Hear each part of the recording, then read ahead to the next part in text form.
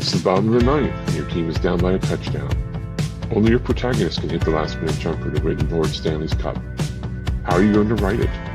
What does it mean to be an athlete in a tense situation with pressure from all sides to be the best? Why do we write sports stories or use sports in stories? What message are we trying to convey, building on those allegories?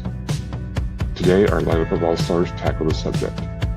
Starting at first base for us today is the all-pro C.L. Cannon, who brings us books you might enjoy if you're a fan of Outlander by Diana Gabaldon. In our Go Indie Minute, we run down the broadcasts coming your way this week from Go Indie Now.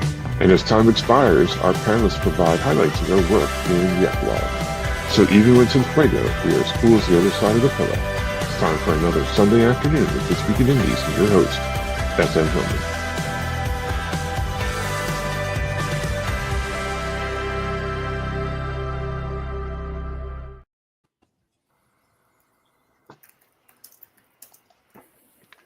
Yeah, so good. Let me try that again. Good Sunday, everyone. Welcome to another intense round of discussion for This Week in Indies. I am your host, as always, S.M. Hillman. Human beings love their sports, and as writers, we can often leverage that love across both fiction and nonfiction. So today, our panels are going to talk about how they come at sports in their own work, where their love of sports comes from.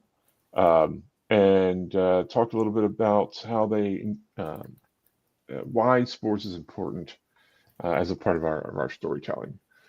Before we get too much into that, and so we have less of me messing up the dialogue that I wrote or the monologue that I wrote, let's go ahead and get them introduced to you. We're going to start off with Lily Lucchesi. Good morning, Lily. Hi, good morning, everyone. If you guys don't know me, I am a USA Today best-selling author of urban fantasy and paranormal fiction. I also write contemporary romance as Samantha Calcott and dark romance as S.L. Sinclair. I am a professional editor and formatter, as well as other assorted author services, and I run those as Partners in Crime Book Services. Happy to be here. Awesome. Happy to have you here. Thanks again. Brian Tan. I'm Brian Tan. I write weird stuff that hopefully will tickle your imagination, and if not, that's cool too. Lots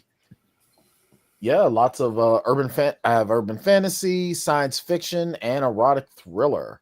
Great, and happy to be here. Happy to have you in the lineup today, Ryan. Thank you so much.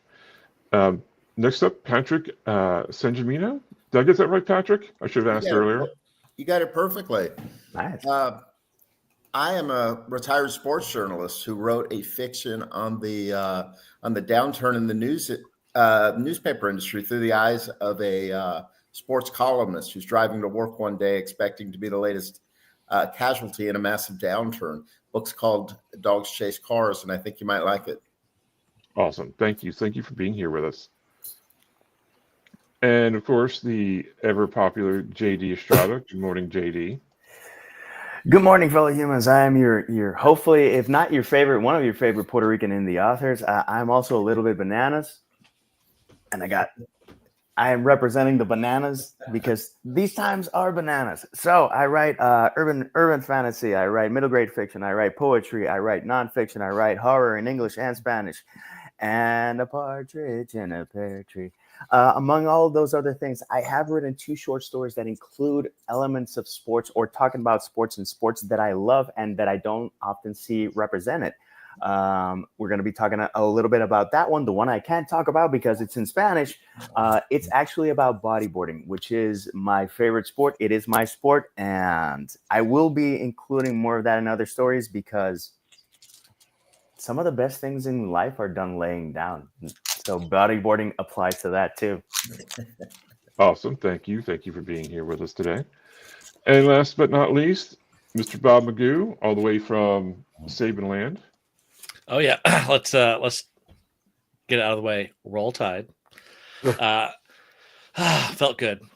Yes. So I'm Bob Magoo. Pardon the mess that is me, and around me, I'm in the middle of an office reorganization, and don't have my hat, so bear with me.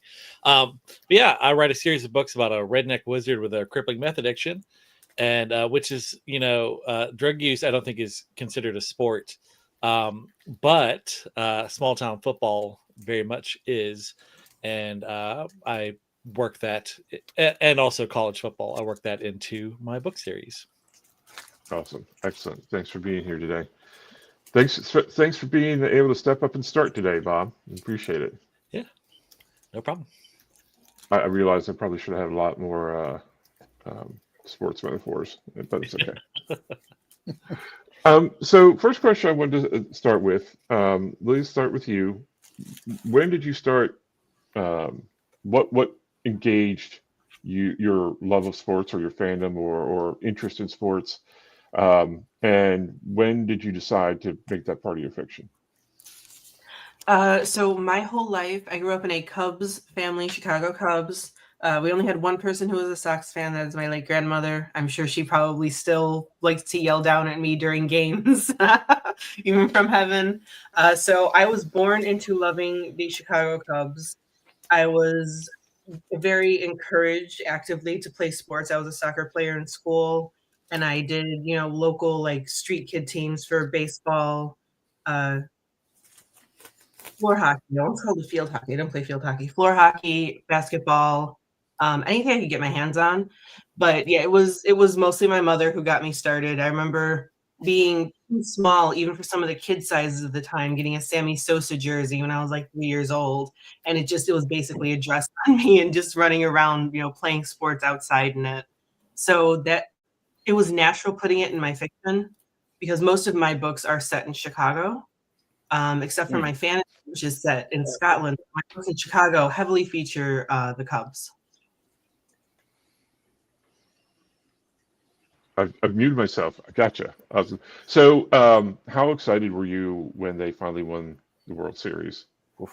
Oh my God, there were tears. There were legitimate tears. Like my mom and I, we were done. There was not even any speaking. I don't think we said actual words or full sentences for at least a good 15 minutes. Like, I also think I may have gotten almost as drunk as the players after that celebrating, but it was immediate tears. Like, I don't know if we even slept that whole, like, I think it was 10 or 11 days from the first game to the 7th game. We barely slept. It was nerves 24/7. Like, we were the ones playing. It was incredible. I'm still riding that high, and it's going to be 10 years. Yeah, nice. Awesome. Brian, what about you? So I am born and raised in Pittsburgh. So it's Steelers first. At the time, Pirates a very close second because we were the city of champions. I was actually born the last year that the Pirates won the World Series. Yeah. Being a Pirates fan is hard. And then, years later, it was Steelers first and then Penguins second. Pitt was always far, far back. But I've also got family in Chicago. So I've always seen Chicago as my second home. So for me, it was always, Steelers first, Bears second. And I actually did love the White Sox in the 90s with Frank Thomas and Wilson Alvarez and Robert Ventura. So with most of my books taking place in Pittsburgh being its own character, really. But I don't, it's weird. Now that I think about it, I don't put a ton of sports into it. But I feel like if anyone that's been to Pittsburgh or knows Pittsburgh, the presence is there. The presence of the 70s Steel Curtain and We Are Family, Buccos, and Super Mario and Sid the Kid. All that energy is just there. So do you think that the city itself, the community, basically is another, or can be another character, even if it's just a minor character within the story itself? Oh, absolutely. In so many different ways, I feel like, because now, granted, again, if you don't really know the city, it might be lost. It's kind of like an Easter egg. But if you know the city, like in the Bryce Creed books, I mentioned the PPG building. If you're from Pittsburgh or you're familiar with Pittsburgh, you know exactly what it is. If you've seen Inspector Gadget, the Matthew Broderick live action film, you know what the PPG building is. So, it's just the city, its landmarks, the culture, the blue collar attitude. It's really just a character in and of itself. Awesome. All right. Thank you. Patrick, you have a little bit deeper, I think, probably with the sports going on. But so what about you? Where did your love of sports come from? Well, I grew up in a baseball household. San Francisco Giants are a thing in our family, a big thing, and I still hate the Cubs because of 2016. So I'm sorry, Lily. Please forgive me. Yes, those that 3-run rally in the 9th inning still haunts me, and yeah, we will not forget it. And I don't curse you, but I curse your team. But okay, you put your team on the head. But no, I grew up in a very sports-centric neighborhood in the San Francisco Bay Area, and I was very I was able to understand at a very early age that there was no way that I was going to play third base for the Giants because I couldn't hit a curveball, and I was kind of small to play wide receiver for the 49ers, and I was very slow to play point guard for the Warriors. So hence there was a television show on the air called The Odd Couple with Jack Klugman and Tony Randall, and Klugman played a guy named Oscar Madison, who was a sports columnist in New York, and he would get to go to the ballpark every day and write stories. And I knew at that point, at the age of 10 or 11, that's what I wanted to do. That's the job I wanted because I couldn't get tackled and I wouldn't have to run and do all this stuff. So there I was. And how did getting into the business of sports, you're as a journalist, how did that change your fandom at all, if it changed it at all? It changes it because you get to see how the sausage is made, and it's not pretty. It's being in a locker room or a clubhouse in the early days, in your first days is just, you got to check yourself at the door, and you got to make sure that you realize you're there to do a job. But as you get to know these guys and you get to see some of these guys, you realize that it is truly a job. And some of these guys are done wrong. It's just these athletes are commodities, and when they're done, when they are used up, they are sent packing because they're commodities like anything else we use in the world. Right. All right. Gotcha. Thank you. Thank you for being here with us. You bet. JD? So as a kid, I grew up and I had quarreling factions all over the house. But early on, I would watch games with my grandfather and my dad. So my grandfather was an athletics fan. Dad, in terms of baseball, he was always a Yankees fan. So I was a fan of both because I didn't know better. And then eventually it got to a point where I was like, baseball is kind of boring. Basketball. When I was growing up, my grandfather was a Celtics fan. And I still love the 80s Celtics just because two reasons: grit, and because their home court was in such poor shape that they knew where not to dribble so that the ball wouldn't go, astray. And I love that they had that type of home field advantage, and just it brings a little extra nuances for the Celtics. Then growing up, my entire household was Team Bulls. And you could not tell my mom anything about his airness, that she would give you this stink eye. And I remember on our senior trip, the Utah Jazz was playing Chicago, and we had someone on that trip who was a big fan of the Jazz. And mom was like, "You sit the hell away from me."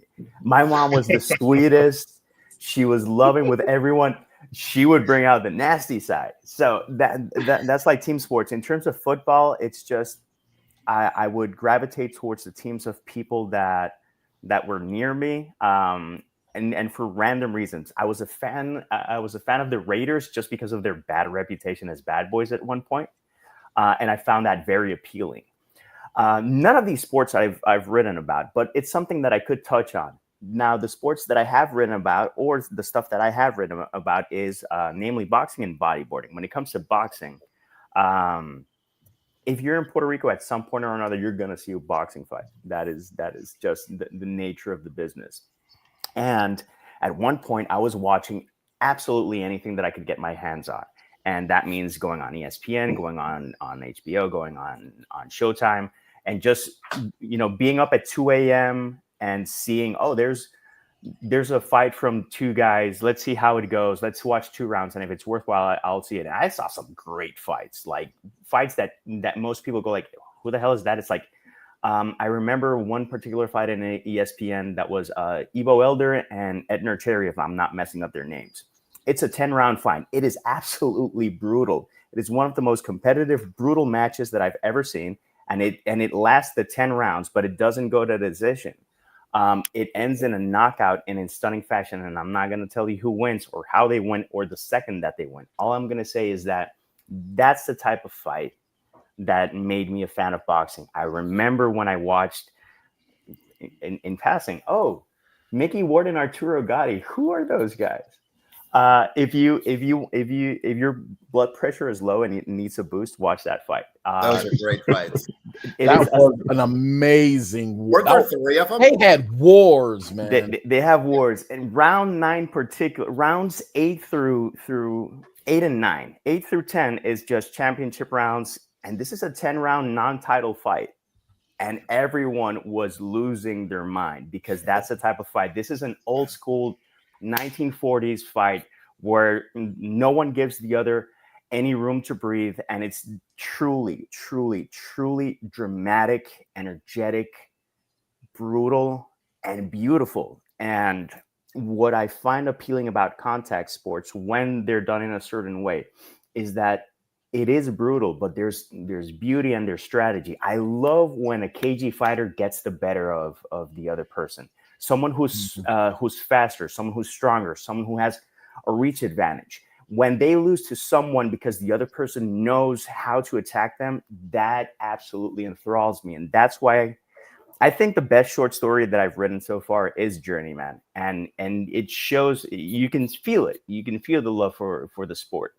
And when I watch a fight, it's one of the few sports where with others I can have a conversation, etc. When I'm watching a really good boxing fight, I am dialed in, and it's like, please don't speak to me unless it's about the fight. I don't want to hear about your week. I don't want to know about your problems. I want you to tell me what you think is going to happen and keep it succinct because my attention is here. And that was born watching fights with my family and contact sports in general, which have influenced my writing. I remember with my dad, it was an odd relationship, and anything that I could find to have a connection with him, I would obviously leverage. And for some reason, at one point, he liked to watch sumo wrestling.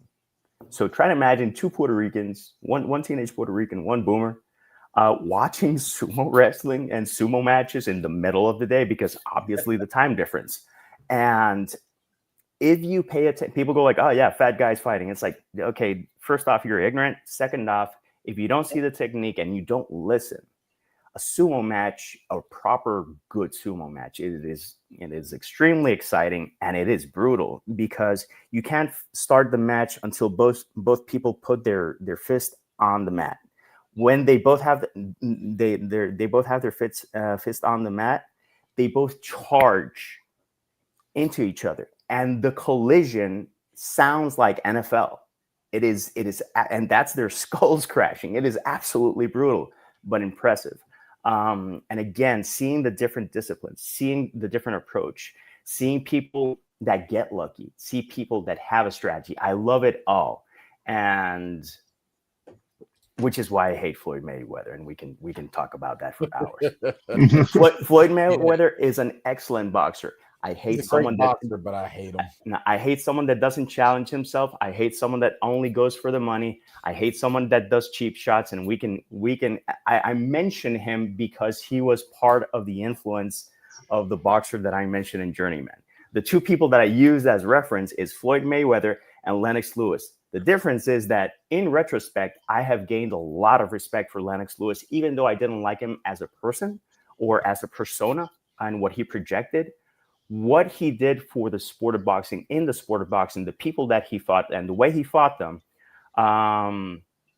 is impressive. And people say that if they would have let the Klitschko fight go another round, he would have lost. And I agree, by the way. Agreed. Gotcha. Okay. Agreed. Bob, tell us about you. So I'm, from Alabama, and we don't have any pro teams. It ain't none. And so because of that, we gravitate much more to college football and college sports and high school sports here. So obviously there are people who like the NFL and hockey and soccer and you name it. But you don't hear that talked about. What gets talked about is college football.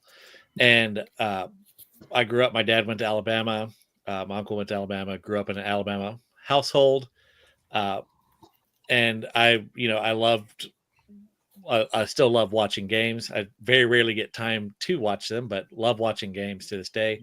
Something that I got from my dad. But my dad was he was a huge baseball fan. He loved the Braves. And growing up, I was told that I was actually named because he thought my middle name is Lee. He thought that Bobby Lee would be a great baseball player name. And so the problem was he actually had made me play baseball, and I hated it. I played it, city league baseball, from, T-ball on up until, oh gosh, I don't know, 4th or 5th, 6th grade, something like that. And I just hated it. I could hit really good, but I threw awful. And so they tell stories about I'd be out in left field, like just playing with the crickets or whatever, just totally zoned out. And so that kind of killed all desire for baseball for me. To this day, I just don't really enjoy watching it. But my mom and stepdad were religious golfers. Every weekend, if the weather was good, Saturday and Sunday, they went and played golf. And when I got a little older, I started doing that with them. My stepbrother and I would be in one golf cart, they'd be in the other, and we'd go play 18 holes every Saturday and Sunday. Orthodox or Presbyterian? No. Right. And so they like to joke that they started playing golf because it's the only way you can start drinking beer at 8 a.m. and no one would judge you. And I can respect that.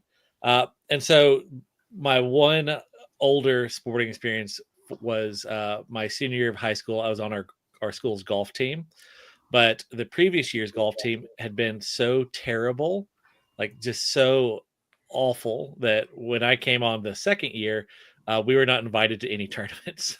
So never played a match. We just went and practiced hitting golf balls into the baseball field. And Gotcha. yeah, that was and that also, my other experience with sports was I had a huge crush on one of the cheerleaders, and so I became the water boy my senior year of high school, so I could ride the team bus with the cheerleaders. So I was a water boy around the time that the movie Waterboy came out, and in high school I was known as Bobby instead of Bob, and so I was a water boy named Bobby at the time the water boy came out with Bobby Boucher. So many jokes were had at my expense. So, I bet. Did you ever thought about just suing Adam Sandler for I feel like he owes me at least a couple dollars for the trauma. I would think so. Yeah, absolutely. I feel like Did you ever power bomb a guy on the defensive line? I did not. The one thing I did, we had our high school's first player to ever go on to get a scholarship to college. He was an incredible athlete, but had an ego, and he wouldn't take he would not take the water bottle. He wanted it to be like squirted into his mouth because Ew. what peasant can handle? He's not going to handle his own water No, bottle. that was a kink. Lily, It was. you got to write Yeah, something. Very phallic there. It was a real power move. That was and, deliberate. You got Lily's got to Feed me, write Daddy. some. Look, if you watch, you watch on the sidelines, you will see at college and pro games that they do that. But some folks they don't handle the bottle themselves. They get the trainer to squirt it in their mouth. And he tried to do that with me, and I just every time he would try that, I would just squirt him in the eyes. So, which is another kink. Yeah. Money shot, baby. Yeah. That's a completely different sport. But Hey, all right, let's go ahead and grab some comments real quick because there's a lot of them. We have JD breaking the fourth wall, and Joe getting on. Cheer to everybody. AF Stewart saying hello. AF, good to see you. And JD saying hello. It is nighttime every day there. Where Anita is. That's true. Yeah, it is. Sports. Yep, that's what we're talking about. There's a little bananas today. Yep. Thanks, Joe. NAS. And Dapper Banana. That is a very dapper banana. Like, wow. Yes, it was a childhood of heartache. But to be fair, we got a couple of back-to-back or almost back-to-back Blackhawks Cup wins, Stanley Cup wins, which was incredible, and they might do it this year. So you know what? It was okay. There was a stretch of my young adulthood, which was incredible for sports. And you had the great Henry Rowan Gardner. We had I know that reference. What an arm, huh? Oh yeah, man. He had a funky butt loving arm. By the way, a hockey locker room is the worst smelling thing you'll ever want to experience. Whoever asked that question. I think it's a JD question. Yeah. Yeah. I have told people, I have clients who write hockey romances, and I read a lot. And I always tell people, please actually get into hockey before you decide to write a book about it, because I know hockey's very on trend for most of the year. You need to get it right because nobody's having sex in that locker room. Nobody. No, it's the I don't think anybody's having sex in any like competitive sport locker room at all. Like the stench. But especially hockey. But I mean, the smell of hockey is the worst. It's the stench of perspiration, the mold from the water just getting all over the carpeting and just drying up there, and it's kind of hard to do an interview there. Yeah, I like that. But Shoresy makes it work. Yeah, no, Letterkenny, Shoresy. Oh man, that's what got me interested in hockey. So you know what's sad is that I always loved hockey, but it was always difficult for me to get to a rink. And then when I would get to the rinks, my feet grew so fast that I wouldn't have been able to get skates. And now if I go to a hockey rink, very few of them have a size 15 to accommodate me.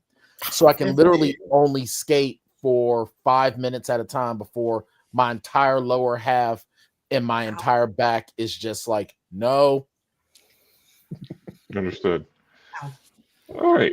So, Bob, we'll start with you. How have you incorporated sports into your stories? Does your meth addict have a favorite team? And should we even bother to ask that, I guess? First off, he bleeds crimson like all good, righteous Americans. And so, yeah, he's a huge Crimson Tide fan. To the point, and that's you got to put yourself into your character sometimes. And I don't do drugs, but I do obsess over Crimson Tide football. So that's the me that's in him.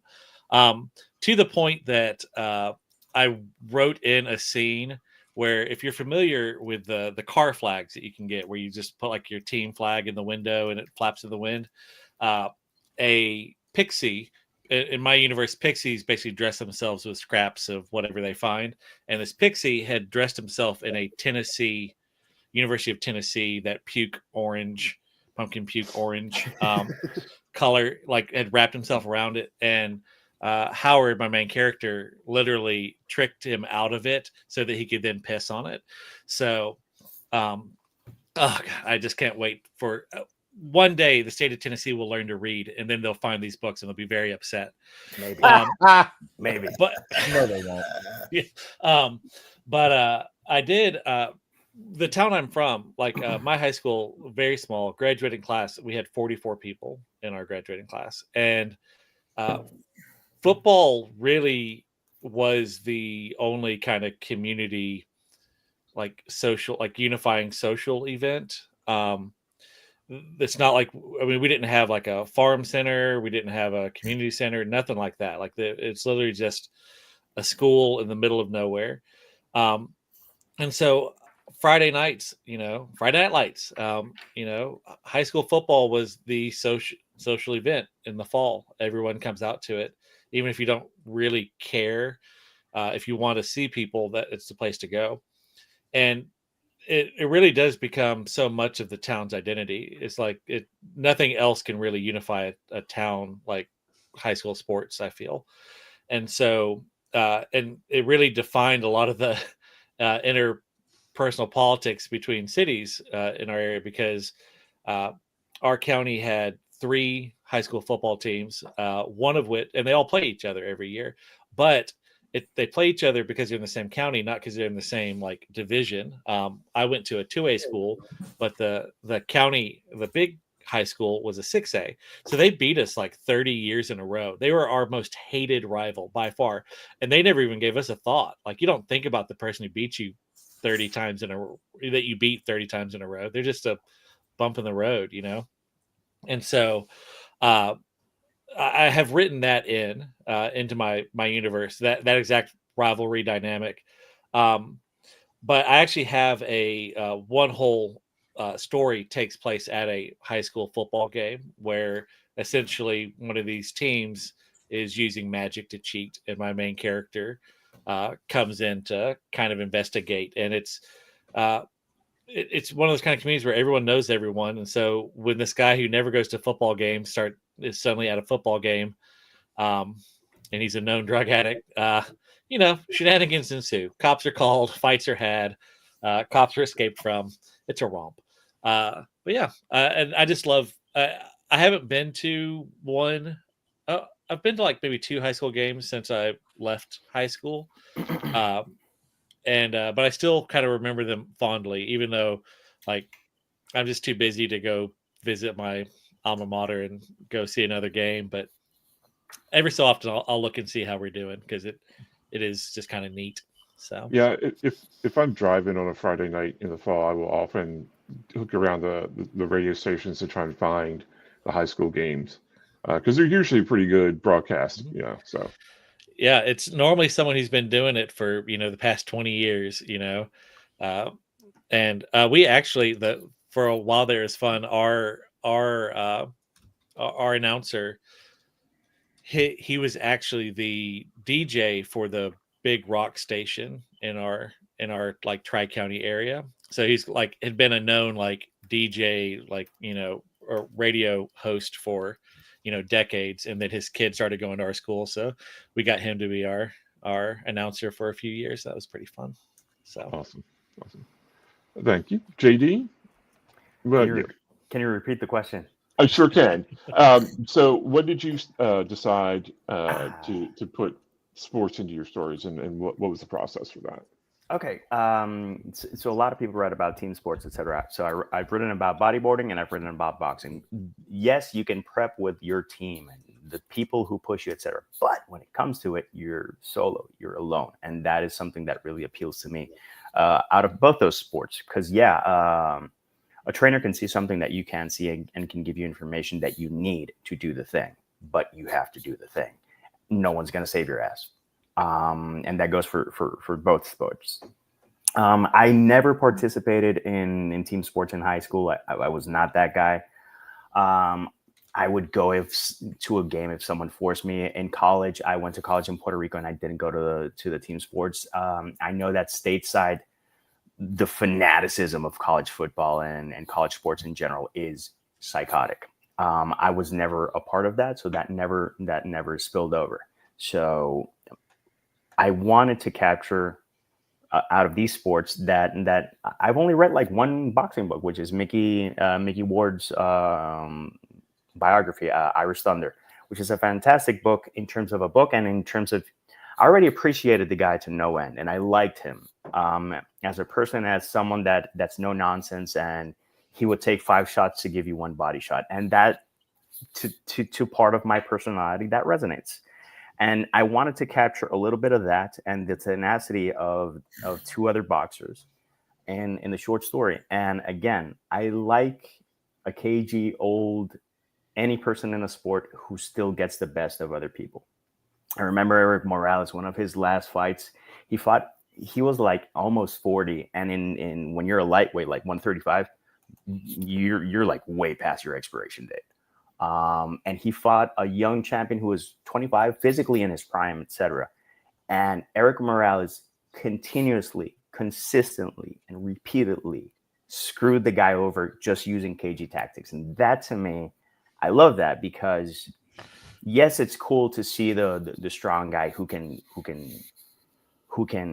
blast a ball, to the stratosphere. That is always going to be awesome. I'm not going to say that. But for my money in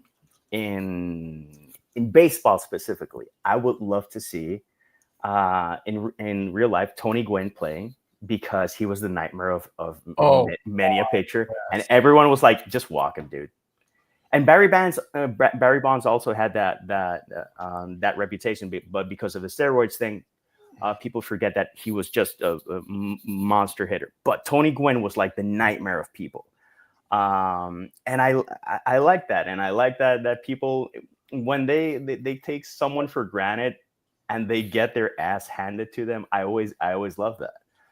When it comes to in terms of pro wrestling, when you see an older fighter that still gives you a good match and knows how to pace a match without having to do 45,000 moves and knows how to tell a story, I love that, and that's what appeals to me when I write about these sports. I want the story behind it. I don't want a wash. I don't want a blowout. I want drama. I want people giving their best. I want people to be gracious in defeat, by the way. And if not, it's on you. So seeing all these fights, these amazing fights, etc. At one point, I was starting to do a collection, because I like to be eclectic, and I wanted a collection that had short stories, that had poetry, and that had essays. And I was like, I want each story to be very different. So what am I gonna do? One is kind of sci-fi. One is kind of high fantasy, which is it's not my bread and butter, but it's stuff that I've written before. And then I was like, I'm gonna write a boxing story. And again, I took Lennox Lewis and Floyd Mayweather as inspiration of one boxer, and I took Juan Manuel Marquez, Mickey Ward, and Arturo Gatti as the inspiration of the other boxer, and other elements that go behind that. Again, all sports are brutal to the body. People don't take into consideration, like Patrick mentioned before. You're a commodity, and when you get broken, you're done, and that's brutal. And to see someone that is in that position, and that is a journeyman, that's a term, and the term pisses me off, and at the same time evokes something unique. A journeyman is someone who is not supposed to win a fight, who has a lot of experience. In terms of boxing, it's someone that's going to have a losing record or a significant amount of losses. So he's like 30-18 with 12 KOs, and people go like, that guy can't win. He's had 18 losses or whatever. And that mentality. And I wanted to attack that. And probably I also saw The Wrestler, and that had some inspiration, and I just wanted to give an old dog a new day and show that it's brutal, and maybe you don't get the win, but you might get the last laugh. That's kind of the way That's why the Rocky series resonated so greatly with us. You know, you look at that first one, and it's a beautiful movie about a journeyman boxer who gets his chance and makes the most of it. Yeah, it became a caricature later on with 4 and 5 and whatever else they've done since then. But why did that story resonate so greatly with American culture and world culture? Well, Rocky didn't win. Yes, exactly. Yeah, Rocky didn't win the first one. Plus, it was based off of the Chuck Wapner Muhammad Ali fight. Absolutely. Where, you know, because I think what it is, though, when it comes to combat, right? We see these guys that train, you know, I'm being facetious when I say 365 days a year because your body can't handle that. But your whole job is to train, right? Well, Bernard Hopkins is an obvious exception. Bernard Hopkins was a freak of absolute nature. There is no way a man of his age into his 50s is still competing at that high of a level. And he's a great example of someone that was way past his prime. He was supposed to be way past his prime, but still so good. He was still screwing people over. Beautifully so. Right. But we see people that are the everyday people that are fighters every day, right? That are tough as nails, that are what's weird is as soon as this came to my mind, it takes me to knock around guys with what was it, Barry Pepper and Vin Diesel, where he was like, what'd he say? Maybe 50 street fights until your skin is like leather and it can take anything. So Rocky was the everyman. He was that everyman who, again, never should have had a shot because his win-loss record was abysmal. But he just had the heart. And then Rocky 2, which to me is not a sequel, it is a continuation. Yeah. They're the same story. And now he has to deal with the fact I was just a bum that got lucky. I'm not a fighter. I'm just a bum. And then, of course, he gets told, go win. And, well, good man does what his wife tells him to do. Exactly. We love that idea of a flawed man rising above it all and finding a way. Well, yeah, because the later Rocky movies leave out that he was a mobster enforcer. He was a mob enforcer. Yes. He was a low-level mob enforcer. Yes. I mean, and I really appreciated Rocky 5 bringing that up again. Yes. That's the only thing I appreciate from that movie. Yeah. What a crappy movie. I don't have any hate for Rocky 5. I enjoyed it. Yeah. In Rocky 5, he wasn't an enforcer, he was an enfiver. Bob Lee with the swagger. I love it. But it did bring us Tommy Morrison, and you know what a great actor he was. Oh yeah. No, I think what it often boils down to is if you try to explain to a person what heart is, you show them Rocky. You're gonna fail. You have to show them like a real life example. You got to show them a team that came back from being down 20 points at halftime. Yeah. You got a team that I forget who. There was one team that was supposed to win. They were pretty even. And then 3 people got injured and they still won. And people from the bench, well, you got to from USA versus Russia in the Olympics. Yeah, that's crazy. Greatest sports moment of my life. Yep. You show them the Cubs. You show them the Red Sox. Yeah. You show them these teams that didn't, and then they did. You know that's what you do, because I think all of us here, when we were kids and we were watching, Rocky or the Mighty Ducks. The Mighty Ducks, Over the Top. Man, if I just change my grip, I will win arm wrestling. Yeah, that's not how leverage works. But it's these feel-good moments that make us push a little bit harder. That's the beauty of sports, even the indomitable human spirit. Yeah. That's what we use. In athletics, that's what brings us all together. That's what makes the Olympics special. That's why people give a shit about the Olympics every 4 years. Yeah, those biographies they show about people, those little inner stories. Yeah. If they didn't have those and they just showed you the competition, would you care? No. Well, okay, to bring back another boxer, look at Manny Pacquiao. Look at Manny Pacquiao's beginnings and how he rose to what he is today. That is an insane story that makes zero sense. A kid in the Philippines who was stealing cigarettes to sell them to get food for his family. And that kid decided, okay, I'm going to box. And he started at like, what, 105? Yeah. It was, Wow. I forget the exact weight that he started, but it was ridiculous. He was a straw weight. He had no weight on him whatsoever. And what's weird is when we talk about combat sports, and you can't talk about combat sports anymore without talking about MMA, unfortunately. I love MMA, I do, but I like boxing just a little bit different. But MMA, when UFC first started becoming a thing and they didn't have weight classes, and it's like, oh, this is how real men fight. No, it was kumite, blood sport. There's weight classes for a reason. I don't care how good you are at 100, like Bruce Lee, 135 pounds. Yeah, Muhammad Ali at 220, a deceptively large 220 pounds. Long. Yeah, long and quick. Yeah, he would have destroyed Bruce because the weight difference, that is a lot of force. I know. The thing is that they both had a high IQ, and in terms of Bruce, he would have gone to the legs, I think.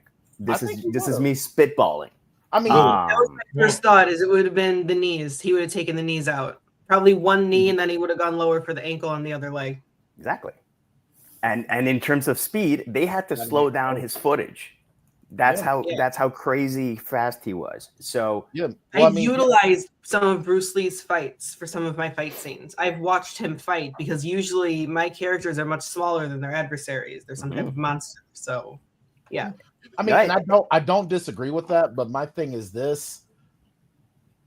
For a guy, like if like this is a major hypothetical because times are different, both guys are dead. But the intelligence of a fighter that Muhammad Ali was, knowing that, this guy's going to throw a kick, he's going to, there's going to be something there. Like, obviously, he's going to throw those kicks, but you still got to get close. It would have been a fascinating fight. Because it would have been an amazing fight. Sure. It would have been amazing. But it's not a washout. Let's go ahead. It's not a complete and utter wash. Like, both guys are not walking away the same way they came in. No. But there are weight classes involved in combat for a reason at the end of the day. One, so that us bigger guys don't get made to look so stupid against someone that's small. And then at the same token, so we bigger guys don't grab the small guys and just squeeze. All right. Let's go ahead and Patrick, real quick. How did you go from journalist to writing the book? My story is kind of interesting because I was watching the downturn in the newspaper industry. I was watching really good people in my industry, really good sports journalists get swept up in these mass layoffs. And fortunately, it never happened to me, but it made me take note. And I said, what would I do if this happened? And I said, wow, this might be an interesting book. A guy driving to work expecting to be swept up in this horrible downturn in his industry, and how would I respond? So while sports is kind of a co-star in my book, it's a story. There's a juxtaposition of the whole industry all along. So there's two or three main topics. There's the newspaper industry, which was once proud and is failing miserably now. And then you've got sports throughout, which kind of keep things interesting because you'd recognize a lot of the names that are in there. But then you've got the relationships along the way that matter so much in life. And there's a father-son component and all of the failed relationships that this character had to deal with because he was out chasing stories all his life, and what you give up in life to chase a career. It's more of a cautionary tale about finding or striking a balance between home and work life, and sports just happened to be the one of the co-stars of this thing. Gotcha. Awesome. Brian? A lot of my books are, much like JD, it's combat. Combat is one of the oldest, is like the oldest real sport, really. Being that we're simian, our ancestors were throwing punches and everything from word go, right? So each of my books has, hand-to-hand fighting involved in it.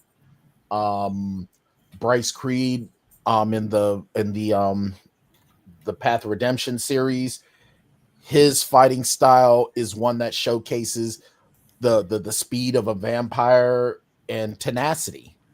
And in the John Baker Chronicles, it's the same thing, but John Baker is also a lot more.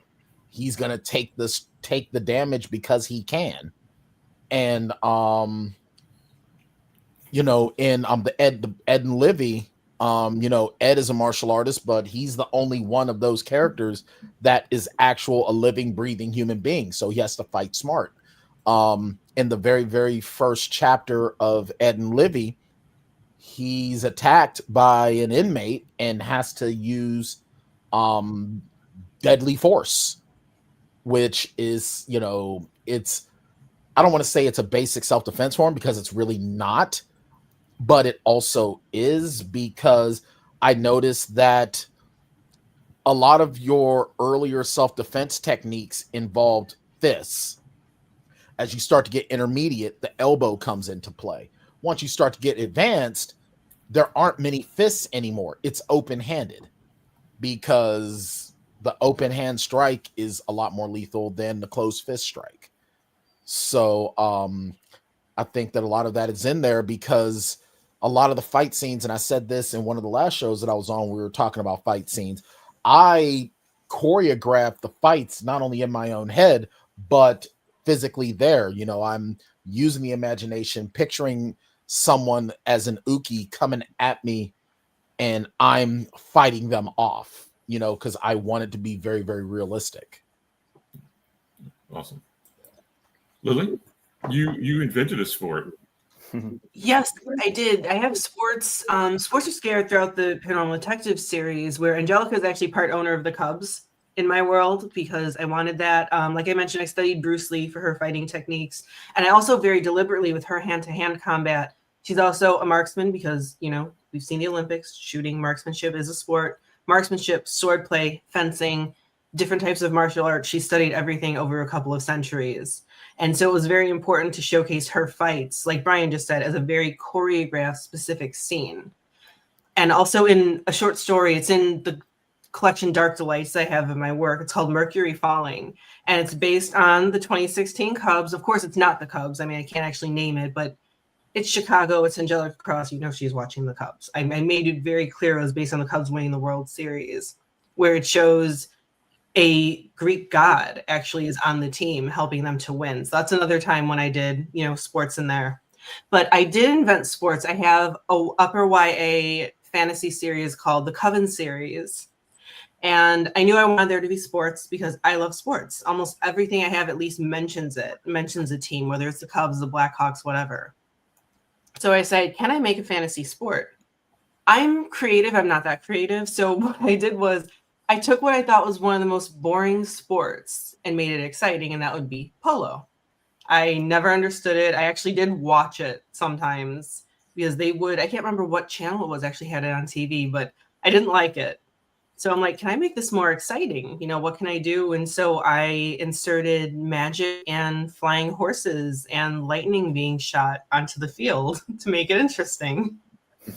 That's awesome. Awesome. I'm picturing that too.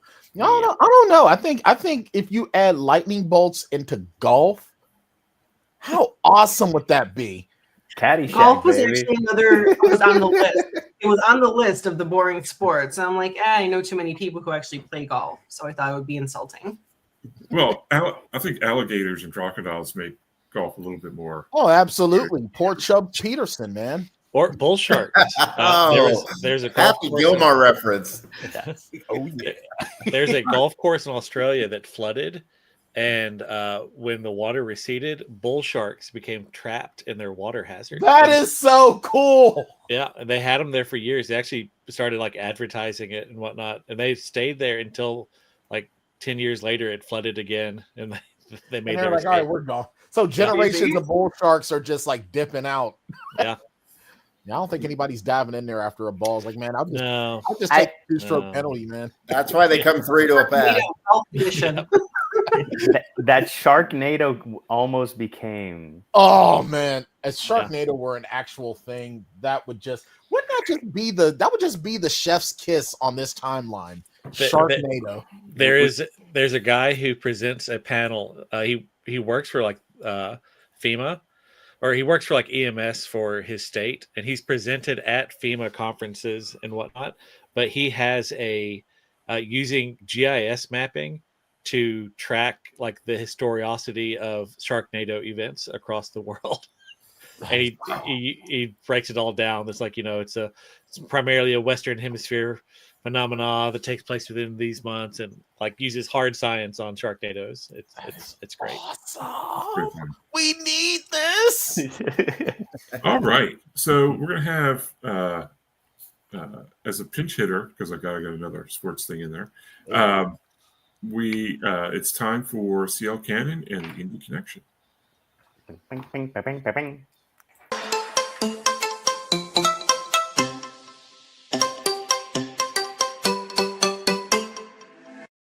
Hey guys, CEO Cannon here from Fiction Atlas Press, bringing you another Indie Connection. And this week I'd like to tell you about some indie books that you might enjoy if you're a fan of the hit sensation by Diana Gabaldon, Outlander. The first book I have for you is called A Bridge Through Time by Danae Vale. A mysterious stranger, a time-torn romance, and a Highland destiny. Ashley's journey from modern San Francisco to medieval Scotland will test her heart, her courage, and her fate. Ashley Moore's life in San Francisco has hit a few snags, not the least of which involves sightings of a mysterious man around every corner. Is she losing her mind, or does he really exist? Her search for this gray-eyed stranger leads her to Scotland, as she crosses a fog-shrouded bridge into the arms of a 16th century Highlander. Callie McBain is no stranger to beautiful women, but has always managed to stay one step ahead of commitment. That all comes to an end when he meets Ashley. He doesn't care where this beautiful yet unusual lass came from. He's just happy to have found her. Ashley cannot resist the handsome Scot and finds herself falling hopelessly in love. In the process, a secret is revealed. A battle is waged, and Ashley must ultimately decide whether to return to her own time or give up her 21st century life to stay with a love she has found in the past. The next book I have for you is called Legacy of Hunger by Christy Nicholas. From dreams to desperation, when the magical secrets of the Emerald Isle beckon, can she discover her destiny? Pittsburgh, 1846. In the heart of the bustling city, Valentina McDowell is tormented by vivid nightmares. Within her dreams, she is pursued by unseen creatures, while a mystical family heirloom offers her only hope for survival. But when a devastating fire engulfs her world, she is free to embark on a perilous voyage with her loyal brother, a voyage which ends in tragedy. Haunted by grief and consumed by illness, the determined young woman unravels a series of cryptic clues across a famine-stricken Ireland in a desperate mission of finding her lost family and recovering the enchanted brooch entwined with her spirit. But her harrowing journey only uncovers a web of deceit, as her newfound relatives harbor dark agendas and ulterior motives. When at last she unearths the truth behind her powerful birthright, Valentina must confront the choice laid before her. To claim the life she's always yearned for, she might have to risk everyone she cherishes. Can Valentina embrace her elusive legacy while protecting those she loves? The third book I have for you is called And Be My Love by Rebecca Ruger. Someone has made bold promises to the Highland witches in exchange for disposing of Michael McKellen. But the Niangane, the Daughters of Shadow, do not engage in murder, and instead put the fierce warrior into a deep sleep, hidden inside the earth in 14th century Scotland. Hala Forbes is thrilled to leave the States, putting her recent breakup far behind her to study abroad at the university near Fort William in the Highlands. She had hoped to immerse herself in the history of Scotland, but not quite so literally, falling backward in time as she unearthed a real-life warrior from his tomb. She might be mesmerized by the raw beauty of the man, but she knows she has to get away from him, has to find her way back to her life in the 21st century. Michael remembers everything from the night he was put to sleep, including the witch's foretelling that the one to wake him will be the one to break him. He intends to keep Kayla close to discover who betrayed him, but he's not about to be put under her spell, no matter how effortlessly she wakens his deepening desire. They journey to Michael's home, Breckmont Castle, where lies unfold and yet truth is elusive, and discover along the way that the only person worthy of trust just might be each other. And the last book I have for you is called The Hands of Time by Irina Shapiro. She needed an escape. After a devastating divorce, Valerie Crane escaped to the picturesque English coast, hoping to soothe her damaged heart. On the hill behind her inn, the elegant ruins of Yelm Castle draw her repeatedly, but instead of peace, Valerie is swept up in an astonishing mystery when she is transported to the year 1605. Alone and afraid, Valerie only starts to grasp what has happened when she meets the handsome but taciturn Alec Whitfield, master of the castle, which is now impossibly restored and beautiful.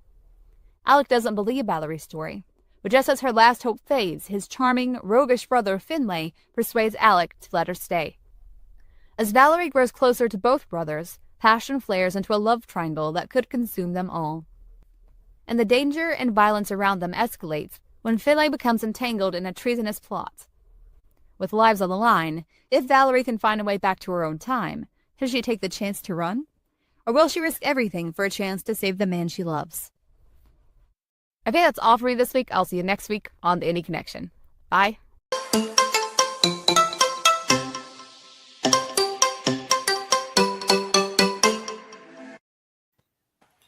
As usual, thank you, Cielo Canyon, for making a slam dunk of the Indie Connection, or a hole in one, whichever we prefer to use. So let's go ahead and tell you about what's coming up this week in Indie, or Go Indie Now, on the Go Indie Now network. That would be this network. All right, so tonight, Sunday, tonight, Sunday at 8. All times are Eastern time. PLE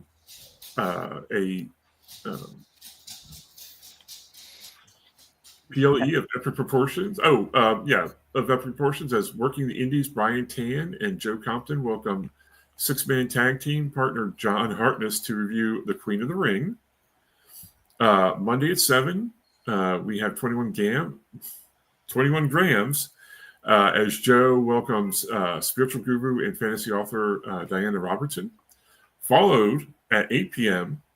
With another Hit the Dice as SM Hillman, that's me, leads a ragtag group of samurai, vagabonds, and poachers through the war-torn streets of Ronin, the Ronin RPG, which is based on Work. Tuesday at 8:30, Juliet Rose brings you First Time for Everything with her guest Allison McBain. Wednesday, at 8 p.m., Bob Magoo turns the page with page numbers with his guest, Ben Meeks. Thank you, Bob. And Saturday matinee premiering at 6 p.m. is Saving a Seat for You with Brian. Thank you, Brian, and Joe Compton. After, you're going to love this one. Weeks wait, the torture of the Guyver will finally be revealed.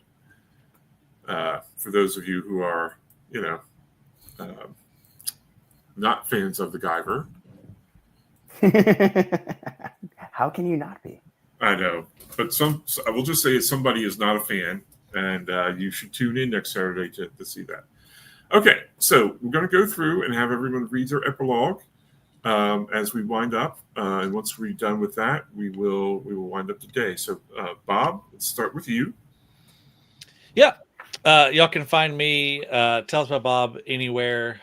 If you're a author who's kind of new to all this, I have a lot of education resources that are free, and I'm also very transparent. You can see like all the nitty gritty of like how much I make each month, sales, social growth, all that kind of stuff. I keep it all on my blog. Go check it out. TellUsAboutBob.com and go, roll tide. Did you have anything to read from one of your stories, or? Oh, wait. I'm sorry. What?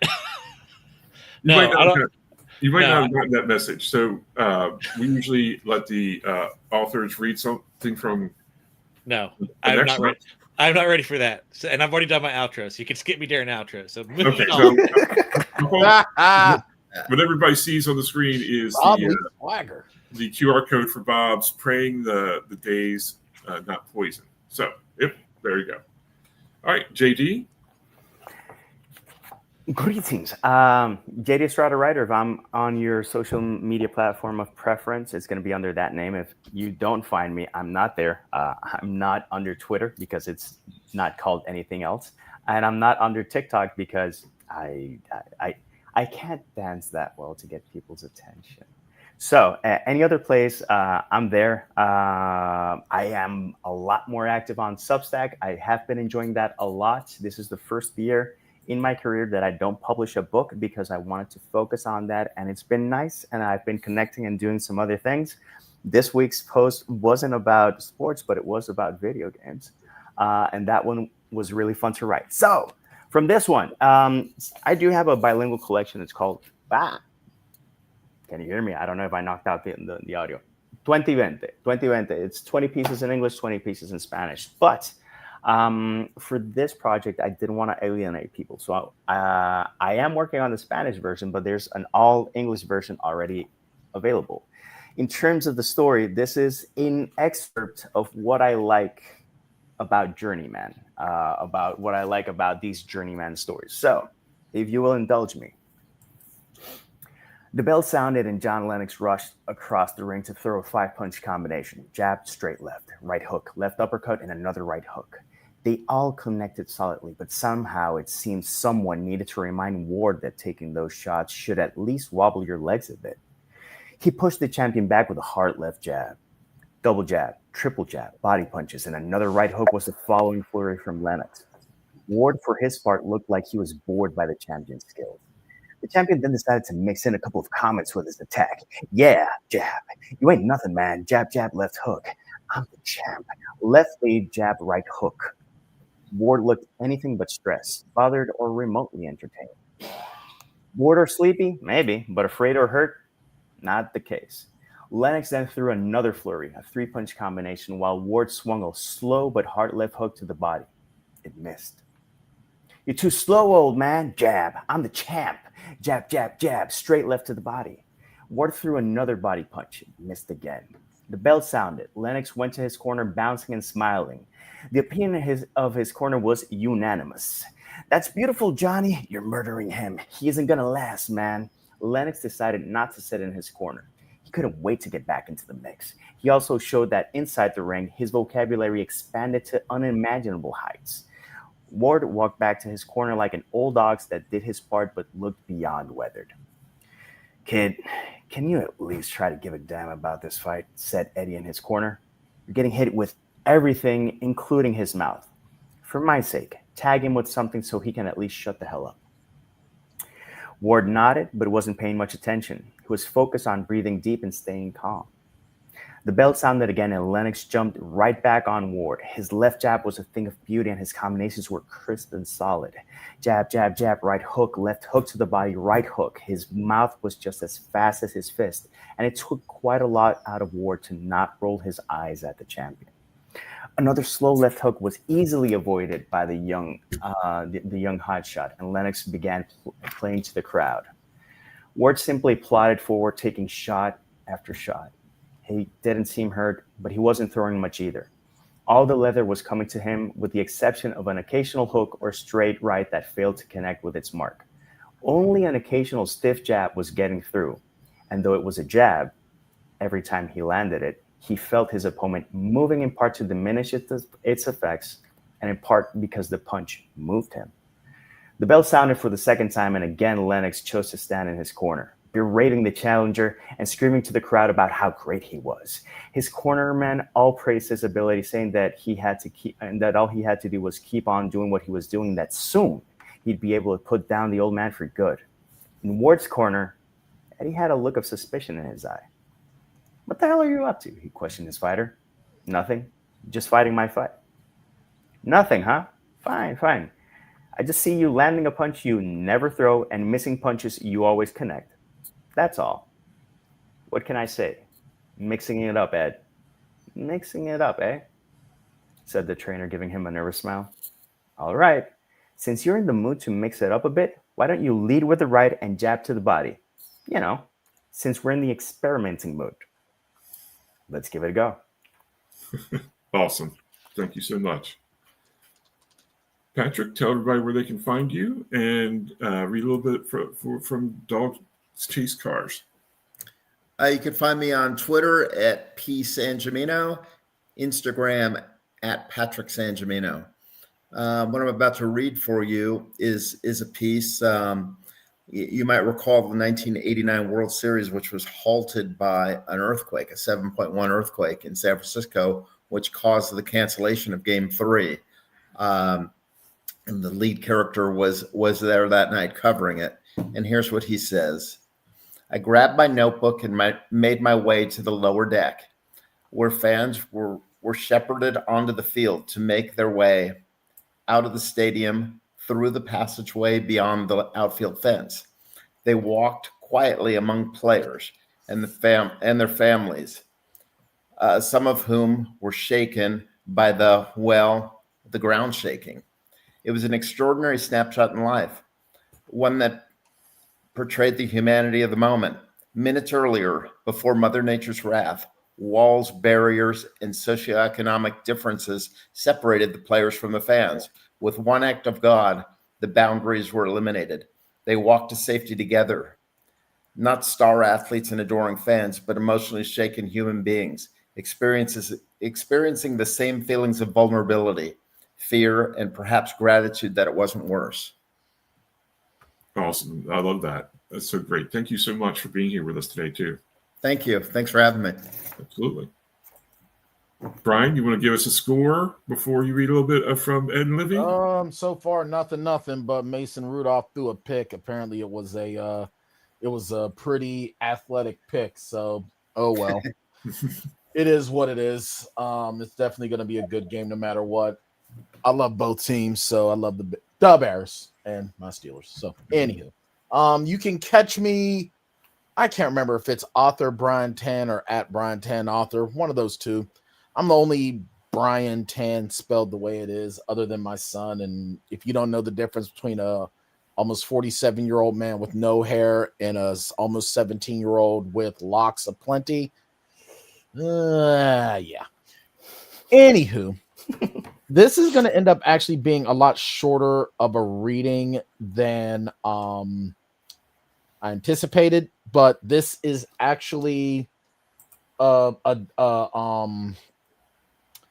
it's something that I was terrified was going to happen to me in an old job, and because I was always terrified as a corrections officer of having to go hands-on with an inmate, and then the time that I did have to go hands-on with an inmate, it wasn't anything like what I'm about to read, but yeah. To set it up for you, the character Ed White is walking through the day room, and one of the inmates is looking to go off. So I'll start from here. Look, Craig, Ed began, making a real effort to take the cold edge out of his voice. He didn't need eyes in the back of his head to know what was going on. He could hear the officers radioing for backup, reporting a weapon had been pulled. The cell extraction team would be coming in soon. Look, I know it's fucked up, all right? You don't need to make things harder for yourself. Listen, just fuck that, fuck you, Jackson cried, lunging toward Ed's throat with the knife. All thought was gone. The instincts of his years of martial arts training and street fighting took over. Ed's left hand shot out in a perfectly thrown block that connected with the young man's wrist like a strike, and then his arm wrapped around his to neutralize the knife. His right hand shot out on its own, and in one fluid motion of a strike, followed by the crunch of the young man's trachea, blood spurted from between his lips. The death rattles warmed Ed's insides, and he was himself again. The blood free-flowing from Jackson's mouth as he struggled to breathe was followed by his body slumping to the floor. The officers behind them were stunned to silence. Ed looked at the body that used to be Craig Jackson, one of the few black inmates in the jail. Ed had been called to booking when the young 20-year-old had been brought in with the U.S. Marshals. It was believed that seeing another black man would help keep him calm. The two had spoken at great length over the last few months, with Ed trying hard to keep the young man's spirits up, despite possibly facing his maximum charge of life in prison. Now, he was no more, and it was Ed that had taken his life. Awesome. Powerful. Thank you. Thank you for sharing that with us. Lily? Thank you again for having me. Again, I am Lily Lucchesi. You can find me at my website down there. It is lilyluchesi.com. You can find all of my social media links there from the menu. I am on Blue Sky. I don't use it very much. I am on TikTok. I am on Instagram. I am on Facebook. And if you're in need of editing services, you can find Partners in Crime Book Services on Facebook or on the internet. I run my website via PayHip. And currently right now, my pen name SL Sinclair has an exclusive Kickstarter running. You can actually search Lily Lucchesi or SL Sinclair on the Kickstarter app or website. And if you like sprayed edges, omnibus editions, gorgeous character art, exclusive bonus content, you definitely want to pick this book up before it ends on December 12th. And what I am going to read for you is from my upper YA fantasy novel, The Coven Princess. It's the first book in the Coven series, and this is where Harley, my main character, who only just found out that the magical world exists, discovers Peggy Polo. Harley was in the library when suddenly the twins were on either side of her, pulling her up by the hood on her black jacket. It was springtime, but the castle was deathly cold, even in April. "Are you both mad? Let me go," Harley hissed, yanking herself away. "What's the meaning of this?" "It's spring. Time for you to meet the Peggies and see the Peggy Polo game," James said. "What on earth is a Peggy? Alex mentioned them once," Harley asked. The siblings said nothing, just led her down the halls and into the wide green fields behind the castle. Harley hadn't been back there, though some kids study in the shade of the trees that formed on the edge of the forest on the property. The forest was to the left, a large, clear lake was to the right, and directly ahead was what looked like a pasture. But every time Harley had seen it, it was empty. It wasn't empty any longer. "Those are Peggies," James said, gesturing to the creatures that were now grazing on the field, being saddled by Alex and Nick, while Ben, Nick, Brian, Callie, and Alicia stood nearby, waiting. When Eddlestone arrived at Harley's house in Liverpool, he'd been in a carriage driven by white horses. It turned out those hadn't been the kind of horses you see at the races. As they were being saddled, the horses stretched, reared up, and spread their gossamer-like feathered wings to a span of about 15 feet in total. They had no horns, but could be mistaken for unicorns otherwise. "What the ever-loving hell?" Greta laughed. "As my brother said, these are the Peggies. They're descendants of Pegasus, but lack his magical prowess. No horns, you see. And obviously, they fly. Peggy Polo is polo, the actual human sport, but ridden on Peggies and played solely in the air. Touching the ground counts as a penalty. They're used in this world to pull carriages or be ridden by one or two people. And it's illegal to kill them because they're considered descendants from a time before witches existed. If you don't treat them with respect, you go to prison." Harley felt herself smiling despite herself. "This is really mental," she said. "You got mini Pegasus and I'm just now finding out about them?" "Hey, don't blame us. We've all been busy with the murders," Alex called out. James tugged on Harley's sleeve. "We're going to have a practice game. Come cheer me on." Harley sat down beside Daria and Bane, noticing that Roger Ainsley was also watching from the other side of the pasture. James and Greta began drawing white lines in the grass with magic, creating a space that was about 300 meters in length with yard lines. What Harley knew about polo, magical or human, could be fit on the head of a pin. But if the Coven's children seemed to like it, and more of them arrived at the field to watch. "Nick's an excellent player," Daria said. "Everyone tells him to go pro when he gets old enough." "There's money to be had in this?" Harley asked. "Yeah," Bane said. "It's popular amongst magicians like American football is. We got huge fields all over the world. My brother's already about to go pro." Another student came and blew a whistle, and the game began. 4 players taking a side and 4 taking the other side, armed with long-handled mallets. The student with the whistle held up a wooden ball the size of a softball and said, "Headfan." The ball became airborne, floating between either sides before taking off towards the side that James, Greta, Nick, and Ben were playing on. As soon as the ball headed there, Nick was on it, chasing it to the other side, where Alex, Kelly, Alicia, and Brian were waiting to steal it from him. It was high energy, risky, and actually entertaining. Harley had never been one for sports, but she had to admit it was fun to watch. Then again, what sport had flying horses and a magical ball? The game was over in an hour and 20 minutes with Nick's team winning. Everyone was covered in sweat, and despite being airborne, dirt as well. Hey, Harley, why don't you try to ride one? Alex asked. Harley hesitated. I'm not a big fan of heights. This is different. Peggies are really gentle and nothing like an airplane, Daria said. They can be temperamental, however. As temperamental as she is? Alicia asked. Harley opened her mouth to reply and closed it without speaking. Instead, she walked over to where James was holding the Peggy, and the closer she got, she could see the horse was agitated.